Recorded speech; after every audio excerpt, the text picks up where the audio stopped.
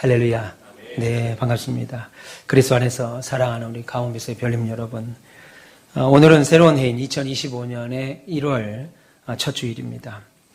2025년 신년 예배에 나오신 여러분들을 주님의 사랑으로 또 환영하고 축복합니다. 잘 나오셨습니다. 옆에 분들께 우리 이렇게 인사합시다. 새해 복 많이 받으십시오. 네. 그렇게 해서 올 복도 안 올 것 같아요. 다시 한번 활짝 웃으면서 한번 새해 복 많이 받으세요. 네. 말씀드린 대로 오늘은 2025년의 첫 주일입니다. 올 한 해 우리가 하나님께 받은 표현은 이사야 32장 8절 말씀. 너는 항상 존귀한 일에 서라. 다시 한번 외쳐볼까요? 너는 항상 존귀한 일에 서라. 네, 한 번 더 하겠습니다. 너는 항상 존귀한 일에 서라. 네, 올해 한 해 항상 존귀한 일에 쓰셔서 존귀한 일에 쓰기 원하신 분들은 성경이 이렇게 말하죠. 존귀한 자는 존귀한 일을 계획하나니 존귀한 일을 생각하는 자들이 하나님이 존귀한 자리에 세워주신다. 그렇게 말합니다. 여러분들 올 한 해도 그런 존귀한 자리에 쓰신 우리 됐으면 좋겠습니다. 예, 교회와 복음이 세상에서 어려움에 처해 있지요. 교회를 무시하고 복음을 아무것도 아닌 것처럼 받아들이고 인정하는 시대, 이런 혹독한 시대에 하나님이 저와 여러분을 택하셔서 목사로 부르시고 장로로 부르고 권사로 부르고 집사로 성로로 부르셨다는 소명을 확인하고 그리고 그 결단으로 이 시간 2부 예배 자리에 나오신 줄 믿습니다. 아울러서 그런 믿음을 가지고 2025년 한 해를 시작하는 사람들이라는 그 사실 하나만으로도 여러분들은 이미 복받은 분들입니다. 그리고 아울러서 존귀한 자리에 서 있는 신자들인 줄 믿습니다. 그리고 그런 신앙생활을 하는 여러분들을 하나님 말씀으로 가르쳐야 될 담임 목사로서 이렇게 새로운 한 해가 또 시작되면 여러분 개인들에게 매우 고마운 마음 갖습니다. 그리고 이 자리에 나와서도 예배하는 여러분들 볼 때 목사로서 참 기쁘고 감사합니다. 오늘도 변함없이 주님을 사랑하는 여러분 모두에게 2025년 항상 하나님의 존귀한 일에 서셔서 하늘의 신령한 복, 땅의 기름진 복으로 가득 여러분의 삶이 충만하시기를 다시 한번 주님의 이름으로 축원합니다. 한 사람이 인생을 살죠. 그렇게 자기 인생을 살다 보면 어느 때는 자기의 모든 것을 걸어야 할 때가 옵니다. 중단한 결대, 중대한 결단을 해야 될 때가 있죠. 그런 결단은 인생을 살면서 한두 번씩은 반드시 옵니다. 저 또한 그런 경우들이 여러 번 있었습니다. 특별히 내가 가지고 있는 돈으로, 내가 가지고 있는 인생 노하우로, 내가 가지고 있는 직업으로, 혹은 내가 갖고 있는 학벌로 하나님 없이 세상을 사는 사람들은 그럴 수 있습니다. 그런데 하나님이 나의 인생 전체를 지금도 다스리고 계시고 하나님이 내 인생 전체를 인도하고 계시고 하나님이 내 인생을 책임지신다고 믿으며 사는 우리들은 오히려 하나님 앞에 결단해야 될 때가 왕왕 찾아옵니다. 때로는 물질로, 때로는 시간으로, 때로는 우리의 가진 직업이나 갖고 있는 어떤 것으로도 하나님 앞에 결단해야 될 때가 찾아온다고요. 왜냐하면 우리가 하나님의 인도하심을 받으며 산다라고 하는 말은 반려동물, 다시 말해서 여러분들이 집에서 키우는 개나 고양이처럼 주인의 집, 마이크 조금만 줄여볼까요? 고양이처럼 여러분 집에서 개 목걸이, 개줄이라고 그러잖아요. 개 목걸이를 목에 채우고 그냥 주인이 가는 곳마다 졸졸졸졸 따라가면 된다는 말이 아니기 때문이죠. 하나님도 저와 여러분들을 강아지 목에 줄을 딱 채워서 산책을 데리고 나가는 것처럼 우리 목에 하나님이 주시는 줄을 꽉 채워가지고 우리를 야 가자 라고 끌고 가시는 방법으로 우리를 인생 살게 하지 않는다는 겁니다. 그래서 오히려 인생의 어느 시점이나 어느 골목에 가서는 우리의 모든 것을 거는 결단을 우리에게 요구하신다고요. 오늘 본문이 그러한 장면을 우리에게 보여줍니다. 여러분 오늘 본문은 이스라엘 백성의 이야기죠. 그것도 출애굽을 했습니다. 그것도 다시 40년의 긴 출애굽 시간을 마쳤습니다. 광야 생활을 마치고 이제 이스라엘 백성들이 꿈에도 그리던 그리고 목표로 삼았던 지난 40년을 하나같이 가나안 땅에 들어가는 것을 목적으로 살고 살았던 그 목적지인 가나안 땅에 도착했습니다. 문 앞에 뒀습니다. 오늘 성경 4절 한번 볼까요? 3장 4절에 보면 너희와 그 사이가 거리가 2000규빗쯤 되게 하고 그것에 가까이 가지는 말라. 그리하면 너희가 행할 길을 알리니 그렇게 말합니다. 무슨 말이냐면 하나님께서 이제 가나안 땅을 목전에 두고 왔습니다. 그런데 가나안 땅을 눈에 보이는 2000규빗쯤 떨어져서 앉아 모여 있으라. 하나님이 너에게 명령하실 것이다, 말씀하실 것이다 라고 말하는데 2000규빗은 지금으로 따지면 대략 900m에서 한 990m 언저리, 그러니까 한 1km 정도 됩니다. 그러니까 1km 정도 되니까 여기서만 시흥 능곡역 정도 될까요? 우리 교회에서? 보인다 이겁니다. 일직선에서는 보이는 거예요. 그러니까 가나안 땅이 눈에 보이는 자리 앞에서 이스라엘 백성들이 모여서 이제 하나님의 말씀을 듣는 자리에 앉아 있습니다. 그런데 문제가 생겼어요. 이제 가나안 땅에 들어가기만 하면 됩니다. 1km밖에 남지 않고 눈으로 보이는 위치에 있어서 그냥 가나안 땅에 들어가기만 하면 돼요. 그런데 문제가 하나 있는데 그것이 뭐냐면 요단강이 가나안 땅을 들어가지 못하도록 그 앞에 딱 막아서고 있었다는 겁니다. 요단강이라는 문제 앞에서 하나님의 말씀이 이스라엘 백성들에게 임합니다.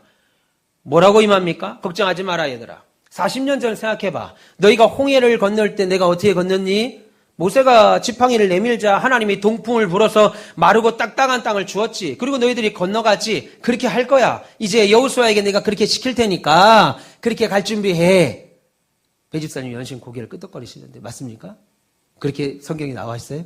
그거 아닌 것 같은데 우리 외집사님이 너무 순수한 것 같아요. 그렇게 안 합니다. 그렇게 말하지 않고 뭐라고 그래요? 원래 이렇게 말씀하시는 게 우리가 원하는 응답이죠. 기다려. 요단강 걱정하지 마. 들어갈 수 있어. 이게 우리가 원하는 대답인데 여호수아에게 뭐라고 그래요? 하나님이 너희가 요단강에 이르거든 기다려라. 내가 그 강을 열어줄겠다라고 말하지 아니하고 뭐라고 그럽니까? 요단강에 이르거든 요단강으로 들어가라. 아멘입니까? 아닌데. 이거 아멘 아닌데. 아니에요. 아멘 아니라고 그랬잖아요, 제가. 아멘 아닙니다. 여러분, 요단강이라는 문제 앞에 딱 왔습니다. 이제 요단강만 건너가면 가나안 땅입니다. 하나님이 내게 주신 축복의 땅에 왔습니다. 그런데 요단강이 딱 있어요. 그런데 하나님이 요단강을 갈라주지 아니하시고 뭐라고 말씀하시냐면 요단강으로 들어가. 이렇게 말합니다. 그런데 요단강으로 들어가라는 말 뜻이 무엇인지 너희가 요단에 오면 요단강으로 들어가라라는 말이 어떤 말인지 어떤 의미인지 말씀하기를 15절에 다시 말합니다. 요단이 곡식 거두는 시기에는 항상 언덕에 넘쳤더라라고 말합니다. 무슨 말이냐면 지금 요단강이 왔는데 요단강 물이 범람할 때라 이겁니다. 지금은 추수 때여서. 그래서 학자들마다 말하기를 최소한 3m에서 4m 정도의 요단강 강 깊이가 된다 이겁니다. 다시 볼까요? 요단강에 왔으면 요단강으로 들어가라. 권성미 집사님. 키 몇이에요? 2m 안 되죠? 예, 2m 조금 안 됩니다. 150이나 190이나. 어제 2m 조금 안 되죠? 근데 2m 조금 안 되는 우리가 3m 50에서 4m나 되는 물을 걸어 들어갑니다. 어떻게 돼요? 어떻게 됩니까? 당연히 죽지요. 빠져 죽습니다. 예, 빠져 죽습니다. 근데 지금 하나님은 명령하기를 강을 건널 때 내가 걱정하지 마. 홍해 걸른 것처럼 내가 싹 물을 빼줄게. 라고 말하는 것이 아니라 들어가. 근데 들어가는다고 하는 말의 의미가 뭐냐면 그때는 추수 때가 되어서 요단강물이 가장 범람할 때 3m 50에서 4m나 깊이가 될 그 물에 아이들 데리고 젖먹이를 데리고 사람들을 데리고 들어가라 이겁니다. 들어가라. 그게 하나님의 응답이었습니다. 요단강은 이때 1년 중에 가장 비가 집중적으로 쏟아지는 때였다. 그렇게 말합니다.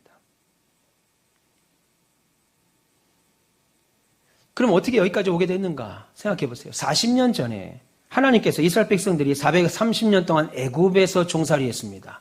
하나님이 없는 것처럼 살았습니다. 하나님이 응답하지 않는 것처럼 살았습니다. 그렇게 살고 있는데 어느 날 하나님께서 모세를 만납니다. 모세를 부릅니다. 모세를 불러서 하는 소리가 뭐라고 그래요? 이스라엘 백성들을 출애굽시켜라. 그것이 출애굽기 3장 7절 이하입니다. 하나님께서 모세를 만나서 찾아오셔서 하시는 말씀이 내가 430년 동안 이스라엘 백성들의 속상한 소리, 울부짖는 소리, 통곡의 소리를 들었다. 그래서 내가 그들의 시름을 해결하기 위하여 내가 출애굽을 하여 내가 원하는 땅, 내가 준비한 땅, 젖과 꿀이 흐르는 크고 광대한 땅, 그 가나안 땅으로 내가 인도할 것이다. 그런데 그 땅에는 가나안 족속들, 헷 족속, 아모리 족속, 브리스 족속, 히위 족속, 여부스 족속 그 모든 족속들이 다 살고 있는 그 땅으로 내가 너희를 인도할 것이다 라고 명령합니다. 그리고 모세에게 하는 말씀이 이제 가라. 바로에게 가서 우리는 애굽으로 갈 것이다. 애굽을 나와서 가나안 땅으로 갈 것이다 라고 말하라 라고 말합니다. 그리고 모세는 바로왕을 찾아갔고 이스라엘 백성들을 출애굽시키겠다는 하나님의 계획이 바로왕이 계속 반대하죠. 장애물이 생깁니다. 10가지의 재앙을 통해서 결국은 출애굽을 하는데 출애굽기 3장에서 시작된 이 말씀이 출애굽기 15장에 가서야 이루어지는 긴 지지부진한 싸움이 계속됩니다. 결국 바로왕이 모세에게 이스라엘 백성을 데리고 나가 너희가 그렇게 말하는 하나님께 예배하러 나가라. 그리고 손을 놓아주지요. 그리고 모세가 이스라엘 백성들을 데리고 출애굽을 합니다.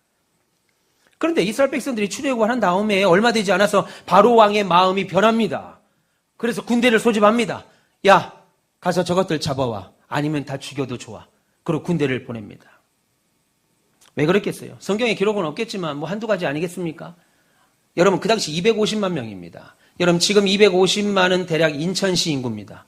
인천광역시 인구. 지금도 이 세상에는 250만이 되지 않는 민족들이 있어요. 그런데 250만, 당시에 250만은 그야말로 나라와 민족입니다. 그런데 어느 날 그 민족이 빠져나갔습니다. 그러면 애굽의 경제가 어떻게 되겠어요? 애굽의 경제를 뒷받침하고 있던 민족이 빠져나가니까 애굽의 경제가 휘청하겠지요.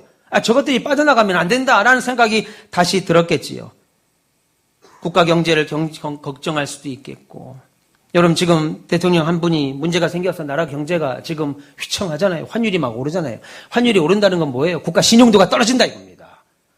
문제가 한 명 때문에. 근데 여러분 250만이 빠져나간다고 생각해 보세요. 애굽의 경기가 휘청합니다. 거기에 여러분 당시 대패권주의 국가 아니겠어요? 어마어마한 이집트라고 하는 나라가 거기서 종으로 살던 사람이 250만 명이 빠져나간다는 소리를 들으니까 주변 민족들이 얼마나 비웃겠습니까? 야, 이집트 별것 아니네. 야, 애굽도 별것이 아니네. 하는 소리를 들을까 해서 이게 무슨 망신인가 해서 화가 나서 그럴 수 있습니다. 어쨌든 바로왕은 군대를 보내서 출애굽하는 이스라엘 백성들을 잡으러 갔습니다. 지금 이스라엘 백성들은 모세와 함께 기쁨으로 갔죠. 10가지 재앙을 이겨내서 지금 기쁘게 가고 있습니다. 그런데 지금 기쁘게 가고 있는데 저 뒤에서 말바구 소리가 들리는 겁니다. 뭐지? 뭐대? 하고 딱 보는 거죠. 보니까 애굽의 군대가 우리를 죽이겠다고 따라오는 겁니다. 근데 앞을 보니까 앞에는 또 뭐가 있습니까? 홍해가 있다고요. 여러분 보세요. 가나안 땅이 애굽이 여기 있습니다. 애굽이 여기 있으면 그들이 가야 될 가나안 땅이 이쪽에 있다고요.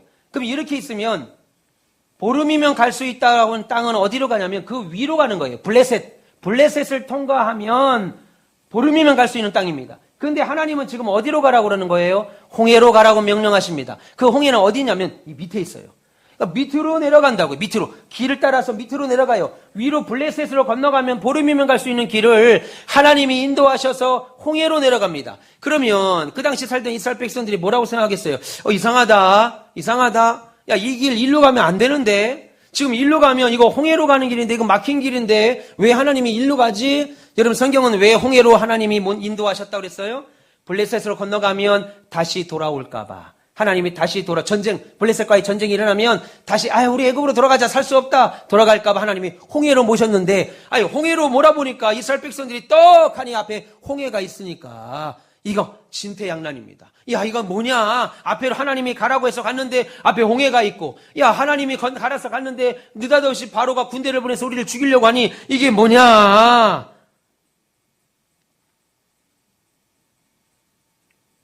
이때 모세는 하나님께 기도합니다.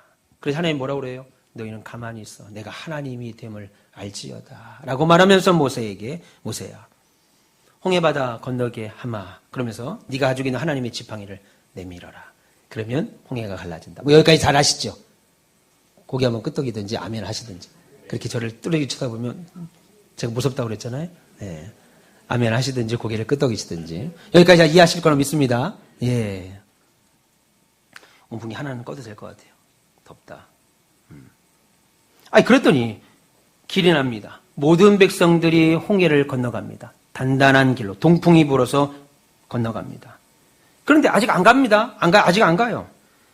홍해가 갈라진 것을 확인하고 모세가 이렇게 말합니다. 이렇게 말했을 거예요. 얘들아, 바다에 들어가면 죽냐 사냐? 죽지요. 그런데 지금 바다가 갈라졌냐 안 갈라졌냐? 갈라졌지요.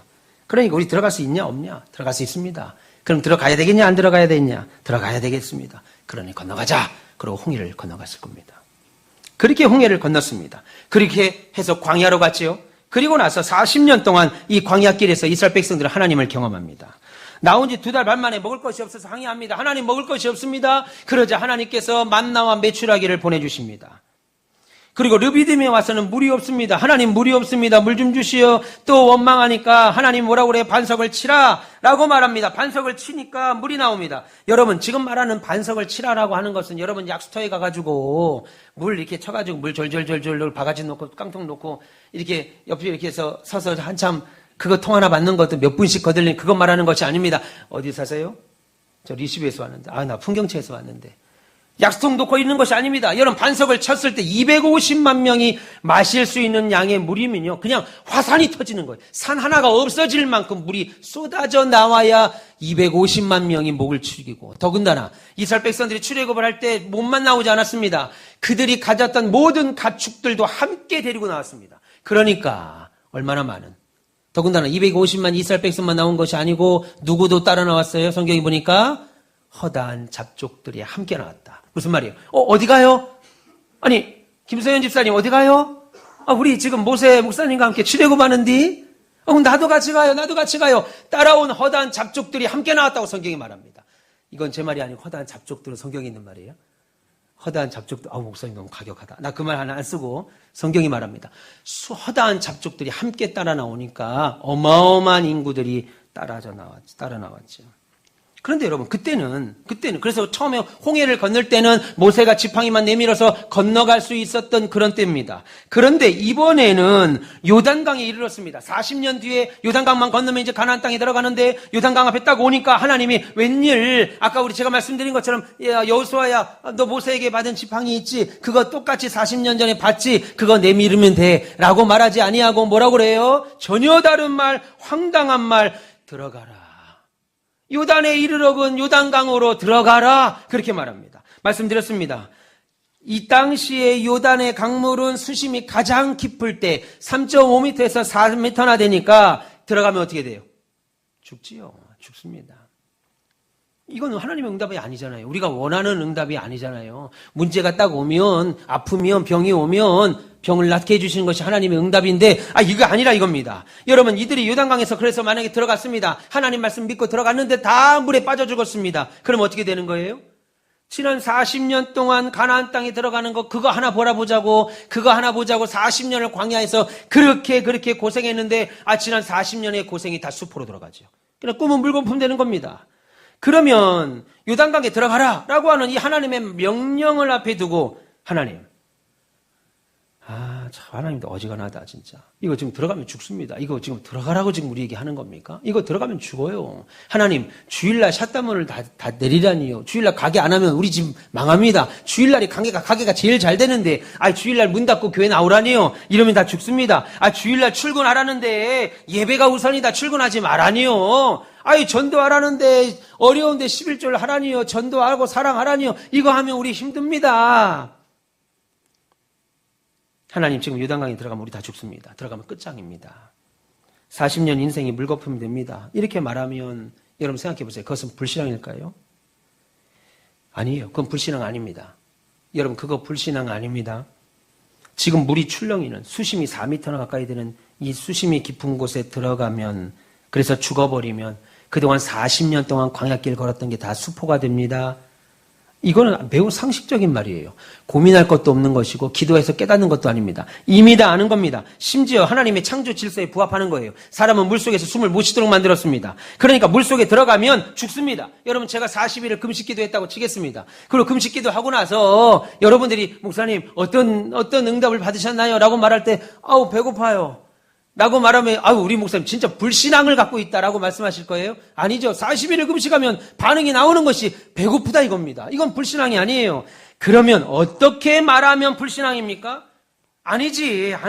그러니까 불신앙을 뭐라고 말하냐면 아니지. 하나님이 우리를 요단강에 들어가고 하셨어. 그런데 지금 생각해봐. 요단강 들어가면 어떻게 되겠어? 죽지. 지금 거기에 우리가 건너갈 수 있겠어? 죽잖아. 아니면 하나님 모세 목사님, 지금 들어갈 수가 없으니까 우리 물이 좀 빠진 다음에 들어갑시다. 지금 당장 들어갈 것도 아니고, 지금 당장 들어가서 우리가 할 것도 아니고, 빈집도 아니고, 거기 가면 다 7 족속들 가나안 땅에 애들이 있는데, 굳이 이렇게 들어갑니까? 우리 뗏목을 만들든지 어떤 방법을 가고, 그리고 나서 들어갑시다.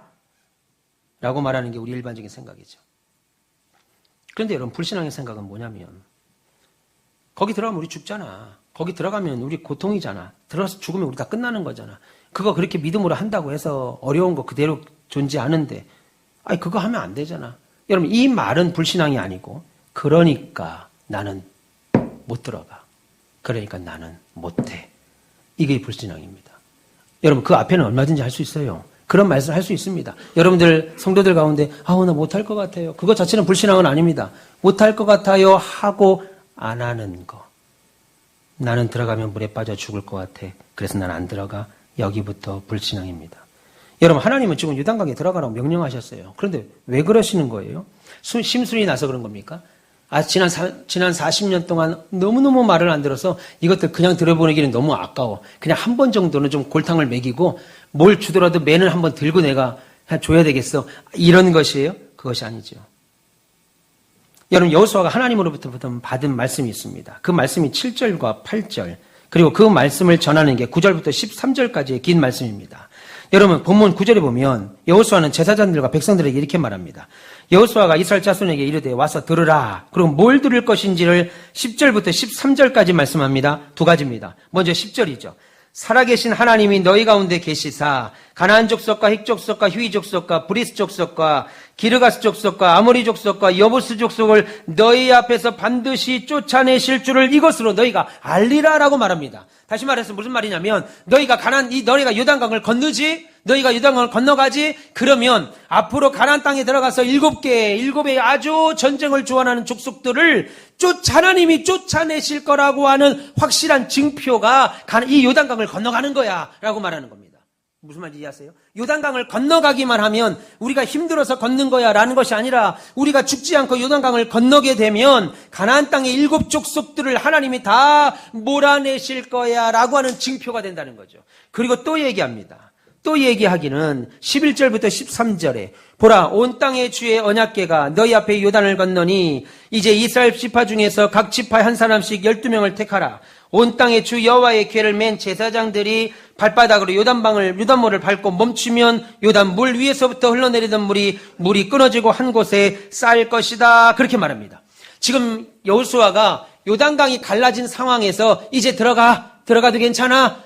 언약궤가 강 한가운데 서 있을 거야. 그때는 물이 안 겹칠 거야. 이렇게 말하는 것이 아닙니다. 지금 넘실대고 있는 물 앞에서 두 가지를 말하는데, 하나는 요단강을 너희가 건너게 되면 그 건넌다는 행위 자체가 가나안 땅에 들어가서 7 족속을 몰아낼 거라고 하는 하나님의 언약일 거야. 확신일 거야. 걱정하지 마. 그리고 또 하나는 반드시 물은 갈라진다라고 하는 말입니다. 여러분, 근데 이 여호수아의 말이 믿어질 거예요, 사람들이? 요단강이 지금 눈앞에서 출렁거리고 있습니다. 갈라진 게 아니에요. 갈라져서 지금 건너갈 수 있어. 이 말이 아닙니다. 여전히 출렁거립니다. 그리고 들어가서 물에 빠지는 순간 우리는 다 죽는 것이다. 그래서 들어갈지 말지 결정해야 되는 판단 앞에 너희가 들어가면 요단강은 갈라져. 너희가 들어가면 죽는 것이 아니고 살아. 한마디로 상식을 따를 것인지 하나님을 따를 것인지 하나님 말씀을 붙잡을 것인지 너는 결단하라. 그렇게 말합니다. 저는 하나님께 200가정 500성도의 비전을 받았습니다. 그리고 우리 교회가 가르치고 전파하며 치유하는 사명을 감당하는 교회가 될 것이라고 비전을 받고 우리 교회를 시작했습니다. 그러는 과정 가운데 하나님이 코로나를 우리에게 주셨고 그 코로나 팬데믹 가운데 존재하는 것도 어려운데 하나님이 제게 예배당을 지으라고 하는 비전을 주셨어요. 근데 그 비전을 받았는데 제가 이루 말할 수가 없었습니다. 기뻐할 수가 없었어요. 이거 말이 안 되는 얘기입니다. 말이 안 되는 얘기예요. 그냥 내 몸 하나 건사하는 것도, 아니 내 신앙생활 하나 하는 것도 제대로 할 수 없는 그런 상황에서 예배당을 지라는 겁니다. 그럼 하나님께서 돈이라도 제게 한 100억 정도 제 통장에 줘서, 돈이라도 있어서, 여러분 돈이 있어도 짓기 어려운데 돈을 주는 것도 아니고, 아니면 막 그냥 저를 위해서, 저의 목회를 위해서 한 100여 명의 우리 권사님 같은 분들이 막 아침 밤낮으로 기도하는 권사님들이 그런 분이 있는 것도 아니고, 제 주변에 아무도 없는 거예요. 아무도 없는데 예배당을 지라 이겁니다. 하나님이 감사로 은혜를 베푸셔서 시작을 했습니다. 그랬더니 선배 목사님들이 하나같이 다 지금은 예배당을 짓는다고 부흥하는 때가 아니다. 교회가 안 되는 때다. 예수 믿는 사람들 봐라. 하나님 말씀에 순수하지도 않고 헌신하지도 않고 적당히 하나님 말씀 무시하고 사는 시대인데 불신자들은 말할 것도 없고 신자들도 그렇게 사는 시대인데 교회가 되겠느냐? 교회가 안 되는 시대다. 우리 노회, 우리 고신교단에서도 노회에 2교회, 3교회씩 막 문을 닫습니다. 그럴 때 예배당을 짓는다고 하니까 저보다 미쳤다 이겁니다. 또 하나는 목사님이 살고 있는 시흥은 가난한 지역이라 이겁니다. 학벌도 없고 가난하고 전부 다 야당색이 너무 짙어서 안 된다 이겁니다. 안 돼. 바뀌지가 않는다. 그러니 목회 안 되는 데다. 시흥은 목회 안 되는 지역이다. 넘어와라 의왕으로. 넘어와라 과천으로. 넘어와라 분당으로. 그래야 목회되지. 안 된다. 시흥은 안 된다. 이 얘기 하시더라고요. 잘 된다. 잘 된다. 잘 된다 해도 될까 말까인데 지금은 예배당 지면 안 된다. 시흥이라 더 안 된다. 이 얘기를 하는데 교회 와서 기도했습니다. 하나님 어찌 해야 됩니까? 저분들 저보다 목회를 훨씬 많이 한 대선배들인데 틀린 말 아닌 것 같은데 제가 어떻게 해야 됩니까? 하나님이 제게 제 귀에다 대고 한 번도 뭐 응답을 주신 적 없는데 제 마음에 너 누구 말 들을래? 너 누구 말 듣고 여기까지 왔니? 그런 마음이 확 드는 거예요. 그래서 그분들 전화 다 수신 차단하고 하나님만 믿고 제가 기도하고 하니까 5년 동안 하나님은 은혜 베푸셔서 지금 우리가 여기까지 왔고 지난 한 해 100명이 넘는 성도들이 등록했습니다. 올해 또한 200명이 넘는 성도들이 등록할 거라고 믿고 매주 지금 1월 한 달만 전도를 쉬고 있고 우리가 눈이 오든 비가 오든 바람이 부든 계속하여 전도 나갑니다. 하나님이 채우실 거라고 믿고 하나님 놀라운 은혜를 바라보지요. 여러분 하나님의 명령은 뭐냐면 최 목사야 지금 어려운데 무슨 예배당이니 지금 있는 것도 잘 지키고 잘 버텨라. 이 길 가늘고 길게 가라. 지금 한 10여 년 잘 버티면 될 것 같다. 라고 말씀 안 하시고 오히려 요단강을 들어가라는 거예요. 요단강을 들어가서 문제를 돌파하라는 거예요. 참 저는 목회를 하면서 이런 얘기들을 하나님께 많이 듣습니다. 근데 그를 들을 때마다 어느 때는 참 섭섭해요. 하나님이 섭섭하다고요. 하나님이 좀 밀어줘야 되는데 요단에 이르거든 요단강으로 들어가라. 이 말이 무섭습니다. 저는 불안합니다. 막막합니다. 대책 없는 요구라고요.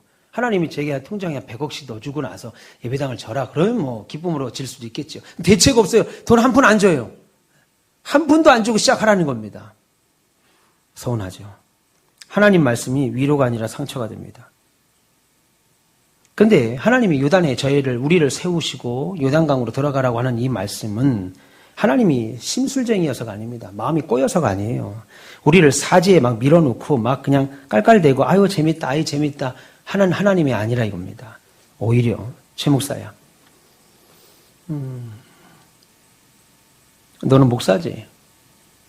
그러면 내가 너를 확실히 책임진다는 것을 믿는 네 믿음을 행동으로 보여라. 그러면 나는 너에게 약속한 대로 어떤 경우든지 요단에도 죽지 않고 코로나에도 죽지 않고 예배당 짓고 바르고 좋은 교회 세우도록 내가 너를 축복의 땅으로 데려가고 그것을 확인시키고 나는 너희 하나님이라는 것을 사람들 앞에 확인시키겠다. 이 말을 제게 하시는 거라고요. 여러분 그러니까 우리가 요단강 앞에 서 있다는 것은 축복이에요? 저주예요? 그렇죠. 아까 저주라고 그랬잖아요. 아까 저주라며. 요단강 앞에 서 있는 거 축복이에요? 저주예요? 저주라고 그랬는데 축복이에요? 저주예요? 축복이죠. 우리만 할 수 있는 축복입니다. 다른 사람들은 이해 안 되는 거죠. 하나님께 소망을 둔 우리만 요단강에 섰을 때 요단으로 들어가라. 그 말이 축복이라는 거예요. 그러면 그 말을 할 때 분명히 두 부류의 사람이 나타났을 겁니다. 하나는 들어가기를 두려워하는 쪽과 하나는 반드시 들어가야 되겠다 하는 쪽이 있을 겁니다. 그러면 우리 최창석 집사님이 들어가셨을 것 같아요. 나 들어가겠습니다. 라고 그럴 때 우리 김수정 집사님 아내가 여보 거기 들어가면 죽어. 안 보여 저 물? 아니 키도 2m도 안 되는 양반이 지금 저 들어가면 죽어. 그럼 최창석 집사님 뭐라고 그랬어요? 나도 알아. 근데 왜 들어가려고 그러는 거야? 이유가 뭐야? 나도 몰라. 나도 몰라. 그런데 하나님이 내게 말하는 게 한 가지 분명한 게 있어. 하나님이 나를 저 땅에 넣어주신다고 그랬어. 나 저 땅 우리를 저리로 데려가시겠다고 약속하셨어. 그런데 그렇게 약속을 지키려면 내가 지금 물에 빠지면 죽으면 되겠어, 안 되겠어? 그렇게 얘기하겠죠. 여보, 나도 몰라. 들어가면 죽을지 안 죽을지는 몰라. 여러분, 이게 진짜 믿음입니다. 들어가면 안 죽어! 죽으면 어떡할 거예요? 여러분, 그냥 들어가면 죽습니다. 그냥 들어가면 죽어요. 여러분들이, 내가 부산 앞바다 가서 일본까지 내가 그냥 걸어가리라. 하나님이 날 물을 위로 걷게 하든지, 물을 갈라지게 하든지, 내가 들어가리라. 들어가면 죽습니다. 죽어요. 해보세요. 다 들어가면 죽습니다. 그건 하나님을 시험하는 거예요. 그건 하나님을 시험한다고요. 지금 하나님 우리에게 명령하신 건 뭐예요? 들어가라. 걱정하지 말고 들어가라. 근데 왜 들어가는지, 들어가면 분명히 안 죽는데 왜 안 죽는지 몰라. 그러나 나는 믿어. 나는 하나님이 나를 저 가나안 땅에 넣어주신다고 하셨으니까 그 가나안 땅에 우리가 들어가기 위해서는 요단강에서 죽을 수 없지. 그러니까 나는 여기서 죽지 않는다라고 믿고 가는 거죠. 여러분, 하나님 앞에 뭐라고 그래요? 예수 믿는 사람들, 의인의 자식은 거지가 되지 않는다고 하나님 말씀했습니다. 의인의 자녀들은 깡통을 차는 걸 나이가 본 적이 없다고 성경이 말해요. 그러니까 믿음의 부모들을 더 신앙생활 잘 하셔야 돼요. 여러분 자녀들이 잘 되기 위해서 믿음의 부모들이 믿음 생활 더 잘하셔야 됩니다. 적당히 하지 마세요. 하나님 말씀 적당히 무시하면서 살지 마시고 하나님 말씀 앞에 온전히 사시면 하나님이 여러분의 자녀들 다 입히시고 먹이시고. 부모가 돼서 할 수 있는 게 뭐겠어요? 그냥 학원 보내주고 밥 먹이는 거 정도? 그냥 이불 갈아주고 뭐 속옷 사주고 옷 사주는 거 정도? 그 아이의 앞날을 어떻게 부모가 할 수 있어요? 근데 하나님이 하신다 이겁니다. 의인의 자녀는 망하게 하지 않는다는 거예요. 자식들이 깡통치고 거지가 되는 것을 본 적이 없다라는 거예요. 그러니까 이런 믿음의 부모님들 더 신앙생활 잘하시면 좋겠습니다. 그리고 들어갑니다. 여러분 홍해는요 갈라놓고 돌다리 두들리는 것처럼 두들기고 들어갔습니다. 그런데 요단강은 그렇게 들어간 것이 아닙니다. 이스라엘 백성들이 결정을 합니다. 누가 제일 먼저 결정해요? 이번에는요. 홍해 때는 모든 사람이 한 번에 들어갔습니다. 그런데 이번 요단강 때는 누가 제일 먼저 결정을 해요? 그렇죠. 제사장들이 일어섭니다. 그리고 어깨에 법궤를 맵니다. 제사장이 누구겠어요? 지금의 장로 권사들이죠. 안수 집사들입니다. 하나님 앞에 직분을 받은 항존 직원들 하나님 앞에 먼저 일어섰습니다. 그리고 법궤를 맺습니다. 그리고 쓰지요. 박 장로님이 맨 앞에 섰겠지요. 그리고 그때 김 장로 쓰고 최 장로 쓰고 이렇게 장로님 권사님들 법궤를 메고 가지 않았겠어요? 근데 성경을 잘 보세요. 법궤를 메고 한 발을 딱 내밉니다. 그러니까 어떻게 됩니까? 황민 집사님 어떻게 돼요? 물이 안 갈라진다니까. 어디 갈라진다고 성경에 나와? 안 갈라져요. 발을 담갔어. 찬물에 발을 딱 담갔네. 그럼 쫙 갈라져야 되는데 차가 물이 그대로 있습니다. 박 장로님 빨리 들어가시죠. 그런데 잠깐만 기다려. 아니 물이 안 빠져. 목사님, 여호수아 목사님 이거 얘기가 다른데 이거 물이 안 빠지는데? 그럼 뒤에 있는 윤 집사님이 장로님 뭐 하세요? 들어가. 기다리라니까. 성경에 보세요. 발등까지 물이 찼는데도 물이 안 갈라져요. 발목에 이르러서야 물이 갈라진다고요. 그냥 발가락 딱 대자마자 물이 갈라지는 게 아닙니다. 물이 그러면 앞에 있는 사람들 더군다나 앞서가는 사람들이 언약궤를 맺습니다. 법궤를 맺습니다. 그리고 건넙니다. 강이 갈라졌습니다. 그럼 내 생각에는 빨리 건너야 되는데 하나님의 말씀이 뭐라고 그래요? 법궤를 먼 제사장들은 강 한가운데 서 있으라고 그랬어요. 다른 사람들 다 갈 때까지. 얼마나 오랫동안 서 있을지 얼마나 깊이 있을지 알 수 없으나 한가운데 서 있는 겁니다. 이거 처음이야 좋았겠죠. 김서연 집사님 먼저 가 계세요. 예, 먼저 가 계시고 이인자 권사님 가 계시고 그러다 한 절반쯤 갔을 때 최 권사님 가시는 거야? 같이 가면 좋은데 먼저 가시고 그리고 마지막에 이제 얼마 안 남았어요. 김윤희 집사님 갑니다. 이제 김윤희 집사님 가시는 거죠? 뒤에 누구 더 있어요? 없어요 이제. 그럼 이제 슬슬 이제 긴장하기 시작하죠. 성경에 잘 보세요. 물이 싹 빠진 것이 아닙니다. 물이 서 있어요. 하나님이 물을 막아놨다고요. 물을 막아놓은 상황에서 법궤를 메고 하나님 앞에 강이 갈라질 것을 끝까지 갈라질 것을 믿고 서 있던 제사장들은 끝 서 있다가 성경 마지막 보세요. 발 위에 15절부터 17절까지 보면은 발을 딱 디디고 그 제사장의 발이 마른 땅을 밟으니까 물이 겹쳐졌다 이겁니다. 합쳐졌다 이거예요. 그 물이 대기하고 있었던 거예요. 물이 계속 대기하고 있었던 거예요. 그러니 여러분 앞서가시는 분들의 믿음이 얼마나 커야 되는가 보세요. 장로님들, 권사님들 그냥 되는 거 아니잖아요. 믿음이 있어야 됩니다. 믿음이 있어야 돼요. 15절부터 17절. 괴를 맨 자들이 요단에 이르며 괴를 맨 제사장들의 발이 물가에 잠기자 위에서부터 흘러내리던 물이 그쳤고 사르단에 가까운 매우 멀리 있는 아담 성읍 변두리까지 일어나 한 곳에 쌓였다. 그렇게 말합니다. 바로 건널새 그 뒤로 여호와의 언약궤를 맨 제사장들은 요단 가운데 마른 땅에 섰고 그 모든 백성이 요단을 건너기를 마칠 때까지 모든 이스라엘은 그 마른 땅으로 건너갔더라. 그렇게 말합니다. 그리고 나서 여호수아 4장을 넘어가 보세요. 4장 17절 18절 보시면 여호수아가 제사장들에게 명령에 이르기를 요단에서 올라와라. 다 건넜으니까 이제 올라와라. 라고 말하자 여호와의 언약궤를 맨 제사장들이 요단 가운데서 나와 그 발바닥으로 육지를 밟는 동시에 요단물이 본 곳으로 도로 흘렀고 전과 같이 언덕에 넘치는 창이란 물이 찼다. 그렇게 말하고 있습니다. 여러분 그러니까 건널 때도 물은 계속 있었고 위협적이었고 굉장한 불안과 공포를 가지고 요단강을 건넜을 겁니다.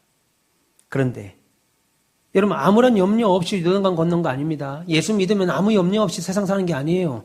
여러분 염려하면서 가는 겁니다. 염려하면서 신앙생활 하는 거예요. 염려하면서. 여러분 우리가 코로나 걸리지 않기 위해서 예수 믿는 거 아니죠? 우리가 독감 걸리지 않기 위해서 예수 믿는 거 아니죠? 우리가 암에 걸리지 않기 위해서 예수 믿는 거 아니잖아요. 여러분들이 구원받은 것에 감사하여서 하나님의 뜻을 이루어가는 거 아니겠어요? 여러분 우리는 코로나 걸리지 않기 위해서 교회 다니는 게 아닙니다. 그러려면 절에 가도 안 걸려요. 여러분 절에 가도 안 걸린다고요. 예수 믿는 사람 코로나 안 걸리지 않잖아요. 걸리잖아요. 우리 가족도 걸렸어요. 나는 안 걸렸어. 좋더라고요. 나는 안 걸렸어.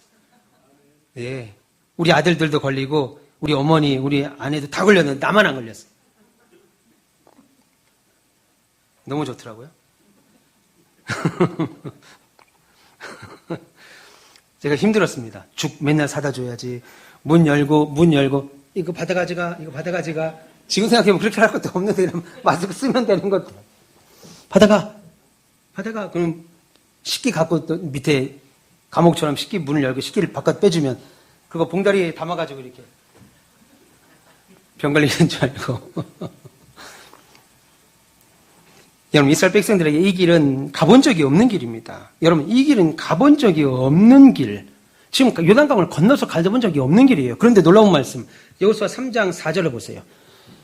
그러나 너희와 그 사이의 거리가 2000규빗쯤 되게 하고 그것에 가까이 가지 마라. 그리하면 너희가 행할 길을 알게 알겠다. 그러면서 뭐라고 그래요? 너희가 이전에 이 길을 지나가 본 적이 없다. 그렇게 말합니다. 여러분 요단강 건너봤지겠지요? 갔을 겁니다. 그런데 이 길을 건널 수 없었다. 이 길은 건너본 적이 없다 하는 말은 이런 방법으로 요단강을 건너본 적이 없었다. 하나님의 이런 도움은 앞으로도 이전에도 없었다라고 말씀하는 겁니다. 여러분, 그럼 하나님이 이런 명령을 왜 하시는 거예요? 그냥 마음 편하게 그냥 요단강 건너서 어차피 그 땅 주실 거 아니에요? 어차피 주실 거잖아요. 우리 아버지가 어릴 때 제가 초등학교 국민학교 아주 어릴 때 우리 때는 최고의 간식이 통닭이잖아요. 아버지가 이제 시장통에 갔다 오면 그 세멘트 포드 같은 그 봉지에 그죠? 그 봉지에 닭을 넣으면 그 봉지가 기름에 지금은 그렇게 좋은 것도 아닌 것 같아요. 기름에 그냥 봉다리에 다 검고 묻어나고 거기에 이제 그 무가 그렇게 지금 무는 무도 아닌 것 같아요. 그때 무는 얼마나 맛있었는지 모르겠어요. 그걸 아버지가 사옵니다. 그러면 저부터 그 통닭 냄새가 사람을 견딜 수 없게 만들어요. 그리고 통닭을 닫고 띵동 집에 들어오십니다. 그러면 아버지가 제일 하시는 말씀이 우리 여동생에게 아빠한테 사랑한다고 해봐. 뽀뽀 한번 해봐. 그럼 우리 여동생은 그런 거 하는 애가 아니에요. 아주 대꼬창이 같은 애예요. 안 해. 그러면 아버지가 기분 좋게 이거 아빠가 뽀뽀해주면 이거 통닭 줄게.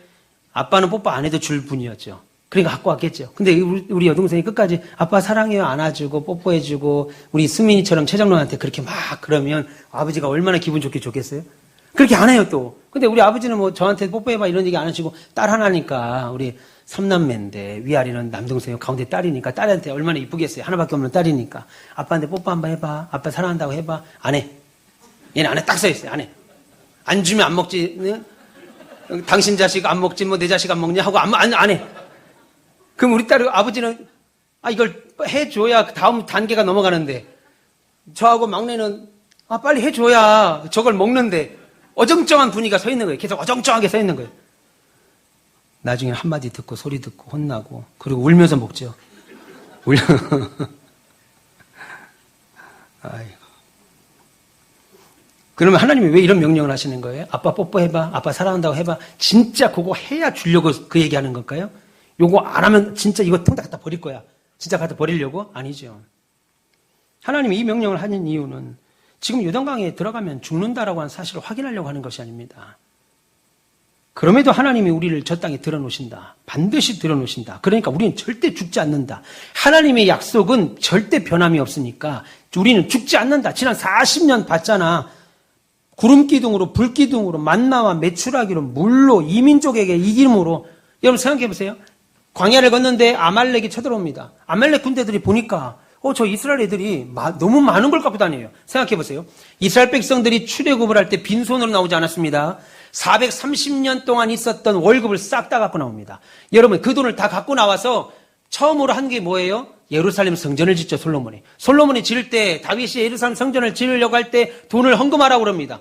헌금하니까 얼마나 헌금을 많이 갖고 왔든지 애굽에서 가지고 나온 돈이 어마어마하게 많아갖고 얼마나 많이 갖고 나왔든지 현 시대로 그 금액을 환산한 신학자가 있더라고요. 그렇게까지 할 필요가 있나? 환산했는데 1조 3천억입니다. 예비당 건축하려고 1조 3천억이나 되는 헌금을 했어요. 어마어마한 그 돈. 그러니까 여러분 애굽에서 나올 때 한평생 430년 동안 우리는 고생만 하다가 하나님 뜻대로 그냥 예수만 믿고 평생 헌금이나 하다가 몸이나 축내다가 우리 망하는구나. 아닙니다. 마지막에 나올 때는 애굽 경제가 휘청거릴 만큼 금은 보화를 다 갖고 나왔습니다. 성경에 보세요. 그들이 한 일을 다 갚아줄 만큼 하나님 갖고 나오겠습니다. 그러니 아말렉 군대가 볼 때 저것들 저거 오합지졸인데 저렇게 많은 금은 보화를 갖고 다니니까 탐 나겠어요? 안 나겠어요? 그래서 아말렉이 쳐들어옵니다. 광야를 걷는데 그때 모세가 이스라엘 백성 이스라엘 여호수아에게 전쟁하라고 나가죠. 전쟁은 내보냅니다. 그리고 모세는 황당한 일을 하러 갑니다. 뭐 하러 가요? 갈래? 훌 갑시다. 어디로 가요? 언덕으로 올라가요. 나 지금부터 손 듭니다. 손 듭니다. 그럼 전쟁에서 이기는 거야. 손 내립니다. 전쟁에서 집니다. 말도 안 되는 얘기죠, 이게 지금. 우리나라 국방부 장관이 예를 들어 지금 북한하고 전쟁을 했습니다. 전쟁이 났습니다. TV 대국민 후손문을 합니다. 우리나라 전쟁이 시작됐습니다. 이 땅에 있는 기독교인들 교회 가서 기도하십시오. 이 말 해도 난리 날 겁니다. 이 말만 해도 난리 날 겁니다. 손 들면 전쟁에서 이기고 손 내리면 전쟁에서 집니다. 여러분 이 말은 기도했다는 말이 아니에요.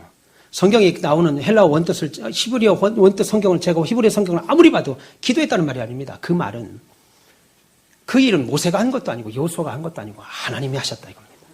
말도 안 되는 얘기를 하고 있잖아요. 아말렉 군대가 이거 전쟁에서 우리가 왜 지냐? 모세 보세요. 모세가 손을 드니까 우리가 지네. 말 같은 소리를 해라. 아말렉 장군이라면 여러분이 아말렉 장군인데 전쟁에서 밀려요. 안서영 집사님. 이거 왜 이러냐? 저기 모세가 손을 들면 우리가 이기고요. 지고요. 손을 내리면 우리가 이기더라고요. 그 참수대. 내가 아말렉 장군님 죽이죠. 그게 말 같은 말입니까? 모세가 손 들면 이기고 손 내리면 진다는 게? 그런데 성경은 모세가 손을 드니까 이기고 손을 내리니까 집니다. 물론 손 내리고 내릴 때 뭐 했겠어요? 기도했겠지요. 근데 손을 내리니까 기도하니까 이기는 게 아니라 하나님이 이기게 하셨다 이겁니다. 이 전쟁은 누가 봐도 그래서 성경은 뭐라고 그래요? 전쟁에서 이기고 나서 여호수아 잘 싸웠다. 너 정말 잘했다. 너 그렇게 전쟁 잘하는 줄 몰랐다. 모세님 정말 영도력이 뛰어납니다. 라고 말하지 않고 뭐라고 그래요? 여호와 니시 하나님이 승리하게 하셨다. 하나님이 이기게 하셨다. 그 이야기를 하죠. 여러분 이런 모든 일 다시 말해서 우리를 이렇게 하나님이 요단강으로 들어가라는 사실은 내가 당면한 이 현실 앞에 이 문제 앞에 포기할 거냐 아니면 하나님이 반드시 우리를 복 주시고 형통케 할 것이라고 하는 그 사실을 믿고 요단강으로 들어가 정면으로 돌파할 것이냐 하나님이 우리에게 믿음을 보이라 이겁니다. 최영남 권사님 믿음을 보이라 이겁니다. 하나님 믿었다고 하면 신장로님 한평생 예수 믿었다고 하면 믿음을 보이라 이겁니다. 우리 하나님 나 망하게 하지 않지 우리 하나님 나 피곤하게 하지 않지 믿음 보이라 이겁니다. 우집사님 믿음 그 하나님 그거 보고 싶은 거예요. 여러분들에게 유단강 다 들어가 다 죽여버리려고 하는 것이 아니고 믿음 보이라 이겁니다. 김윤희 집사님 최창석 집사님 황진 집사님 황민 집사님 믿음 보이라 이겁니다. 그래서 하나님이 믿음으로 보이는 요단강으로 들어가는 모습을 보고 얼마나 기뻐하시겠어요. 나머지는 하나님이 하십니다. 나머지는 하나님이 하십니다. 우리 교회 보세요. 어떤 분이 저한테 그래요. 목사님 정말 궁금한데요. 구약시대는 하나님이 막 기적을 베풀었잖아요. 근데 난 지금은 그런 기적이 없는 것 같아요. 그래서 하나님이 없는 것 같아요. 지금도 하나님이 그런 기적을 베푸실까요? 그래서 제가 그분 데리고 1층에 내려갔습니다. 집사님, 잠깐. 예, 일로 와보세요. 예, 일로 와보세요. 쭉 밑에까지 내려갔어요. 여기 뭐 보여요? 교회 보이죠? 교회 보이죠? 저게 기적입니다. 저게 지금 하나님이 계시다고 하는 기적이에요. 홍해 가는 것만 기적이 아닙니다. 여러분, 코로나 때 이 예배당을 내가 졌습니다. 제가 진 거 아니죠? 하나님이 허락하셨어요. 다 불통이었어요. 여러분, 제가 자주 말씀드립니다. 건축업자들이요, 코로나 시간이 IMF보다 훨씬 더 어려울 때래요. 자기가 6군데를 공사하고 있는데 5군데가 다 쉬고 있답니다. 공사가 안 되는 거예요. 은행에서도 아무것도 안 되고 PF 대출도 아무것도 안 돼서 멈추고 있는데, 아니, 비영리 단체잖아요. 교회는 돈 버는 단체가 아니잖아요. 다른 데는 빨리빨리 지어서 분양해서 빨리빨리 돈을 버는 단체인데, 돈 벌지 못하는 교회만 공사가 1년 동안 하루도 빠짐없이. 우리 교회는 H빔으로 세워서 옆에 샌드위치 판넬 붙이는 그런 식의 공법이 아니고 RC 공법이에요. 철근 콘크리트로 짓는 공법입니다. 그래서 오래 걸려요. 습식 공법이라고 그래요. 돈도 많이 들어갑니다. 그리고 1층을 타설하면 법적으로 26일을 기다려야 돼요. 이게 완전히 갱생될 때까지. 근데 공사가 재작년 10월부터 작년 10월까지 딱 1년 걸렸습니다. 겨울을 통과해야 돼요.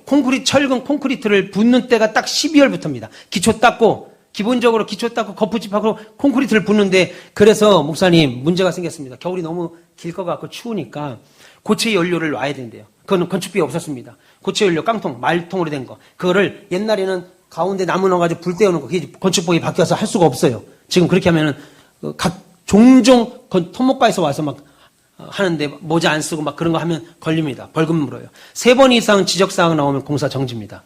그래서 아무것도 할 수가 없어요. 그 고체 연료를 사야 돼요. 근데 얼마가 필요합니까? 3월달까지 우리 전체 골조로 들어가는데 대략 한 5천 개 정도 필요합니다. 이것만 해도 2억이 넘었어요. 한 5천 개 정도 필요합니다. 해야죠. 어떻게. 이거 법이 그래서 어쩔 수 없습니다. 알겠습니다. 그리고 놀라운 게 뭔지 아세요? 골조를 다 이제 거푸집을 놓고 이제 철근 콘크리트를 부어야 돼요. 콘크리트를 부으면 갱생하는 데까지 아무리 짧게 잡으면 2주 동안은 날이 따뜻해야 돼요. 한 달은 기다려야 되지만 2주 동안은 굳어야 되니까. 근데 놀라운 게 뭔지 아세요? 한겨울인데 12월, 1월, 2월인데요. 콘크리트를 타설하는 그 기간 앞뒤로 2주씩은 앞뒤로 1주에서 2주는요. 영상 날씨가 돼요. 영상. 그래서 이 거푸집하고 쌤에 막 부는 분들 있잖아요. 타설하는 분들이 반팔 입고 있습니다. 우리 사진 보였어요. 우리 공사가 여름 공사인 줄 알아요. 반팔 입고 더워갖고. 깡통 하나도 쓴 적이 없습니다. 한 캔도 쓴 적이 없어요. 3,000개를 주문했으니까 그 깡통 하는 사람들도 3,000개 먼저 발주했죠. 목사님 발주합니다. 하세요. 했는데 그 깡통 하나도 깐 게 없어요. 총 4층. 우리 교회 높이가 지금 29m입니다. 가장 높아요. 29.2m인데 29.2m까지 올라가는데 4층 타설하는 데까지 한 번도 추위가 온 적이 없어요. 영하권이 떨어진 적이 없어요. 이거 거푸집 할 때는 추워갖고 손을 덜덜덜 떨고 있는데 정작 콘크리트를 들이부을 때는 영상의 날씨가 돼갖고요. 한 주 만에 다 말라버렸어요. 날이 추우면 콘크리트 갱생이 안 되고 이 콘크리트 안에 물이 들어가서 물이 어니까 구멍이 숭숭숭숭 골다공증처럼. 아시죠? 골다공증? 그런 것처럼 콘크리트가 그렇게 되는데 우리는 그거 없이 꽉 찼습니다. 나중에 그 비파기인가 뭐 그걸로 고주판가 뭐 그걸로 검사하는 분들이 와서 우리 콘크리트가 굉장히, 그래서 우리 교회는 증축이 안 돼요. H빔으로 세워서 이렇게 샌드위치 판넬 붙이는 데는 증축이 되는데 우리는 증축이 안 됩니다. 그냥 이거 RC골절 이걸로 끝나는 거예요. 바깥에 대리석 붙이는 것까지 날씨를 얼마나 좋게 주셨든지 하나님이 하신다 이겁니다.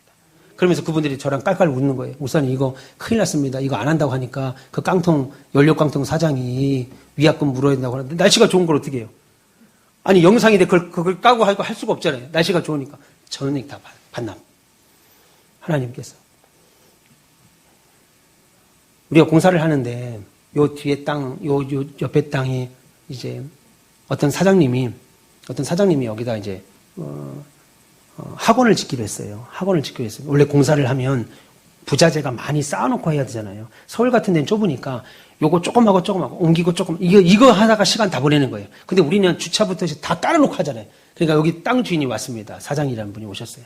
아주 좋은 B로 시작하는 수입차를 타고 딱 오셨습니다. 목사님 누구시냐고 묻더라고요. 그래서 선장소장이 이제 알려줬죠. 예, 제가 여기 땅 주인인데, 아주 주인은 아닙니다. 계약을 했습니다. 땅 계약 15% 땅을 넣고 계약을 했는데, 목사님 요거 공사 얼마나 들죠? 1년 정도입니다. 한 달에 1,000만 원 정도 공사 땅 대여비를 주셔야 됩니다. 이 건물 이제 부자재들 막 놓으니까 한 달에 1,000만 원 달라고 하더라고요. 1년이면 1억 2천입니다.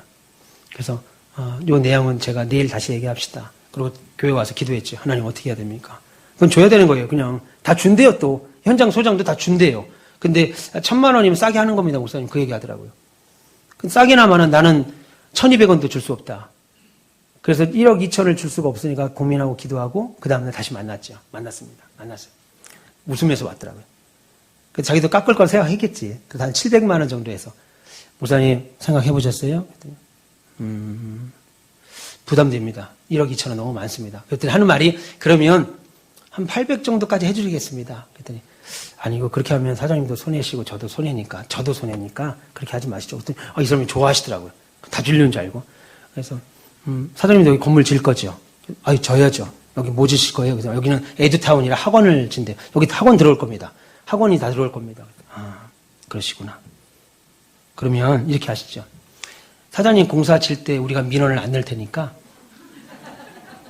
없는 걸로 하지요. 그랬더니 깜짝 놀래. 야, 뭐 도둑놈이라는 거야. 아니 목사가 그러면 되겠냐? 아니 그러면은 1,000만 원씩 줄 테니까 우리 민원 계속 넣습니다. 계속. 내가 넣지는 않으니까 우리 교인들이 넣을 수도 있어요. 3번 민원 넣으면 공사 중단입니다. 저런 공사들은 공사 한 번 중단할 때마다 한 달에서 석 달 공사 멈추면요. 그냥 나중에 얼굴이 울그러풀. 그냥 500만 원에 해주면 안 돼. 아니요. 저희는 한 푼도 드릴 수가 없어요. 그냥 한 푼도 드릴 수가 없습니다. 그냥 민원 안 낼 테니까 그냥 쓰는 걸로 하시죠. 그랬더니 나중에 한번 생각을 한참 하더니 좋습니다, 목사님. 나도 안수 집사인데. 그저서 안수 집사라는 거야? 참나. 나도 안수 집사인데 인천에 무슨 수보원교 안수 집사래요. 나도 안수 집사인데 그렇게 하시죠. 그 대신 민원 안 넣습니다. 민원 안 넣어야 됩니다. 그러시더라고요. 민원 안 넣죠. 당연히요. 그건 나중 문제죠. 뭐. 그것도 나중 문제고. 민원 안 넣습니다. 그래서 그분이 한 푼도 돈 안 받고 우리 1년 동안 공사 그냥 여기 다. 그래서 공사하는 분들이 얼마나 편하게 공사했는지 몰라요. 그리고 공사를 다 했죠. 그리고 이제 그분들은 이게 안 돼가지고 그냥 망했어요. 그래서 지금 다른 사람이 들어온대요. 그래서 우리 뒤에 땅에, 망했다고 좋아하는 게 아닙니다. 저 그렇게 보지 마세요. 망해서 온 게 아니고. 그리고 우리 여기 뒤에 땅이, 250평 땅이 있습니다. 여기 공영주차장이에요. 요 뒤에 땅이 공영주차장 부지입니다. 근데 공영주차장인데 시청에 와서 아무리 봐도 이거 주차장을 부지하는데 땅 사고 주차장을 조성하는데 돈이 그래도 몇십억 듭니다. 한 30억 가까이 들어요. 30억까지는 안 들겠다. 이건 대지로 하는 주차장이니까. 근데 와서 타당성 조사를 해보니까 자기들이 한 30억 넣고 교회 주차장을 만들어주는 꼴밖에 안 되는 거예요. 아무리 생각해봐도. 그래서 자기가 못 사겠다는 거예요. 이 시가 LH에서 이 땅을 사야 되는데, 그러니까 LH만 지금 발이 동동동 구르는 거죠. 목사님 빨리 시청에 가서 빨리 땅 사라고 좀 해주세요. LH에서 왔어요. LH에서 와서 목사님 이거 땅 빨리 좀 어떻게 해주세요. 그걸 우리가 하면 되나? 우리는 그냥 칼자루 쥐고 있는 거예요. 지금 그냥 기다리면 되는 거예요. 편하게. 만약에 시에서 못 산다 그러면 우리가 사는데 제대로 된 저보고 시에서 못 사면 목사님 교회에서 사시지요. 어떻게 사요? 조성가로 사시면 됩니다. 모르는 소리 하는구나 이분도.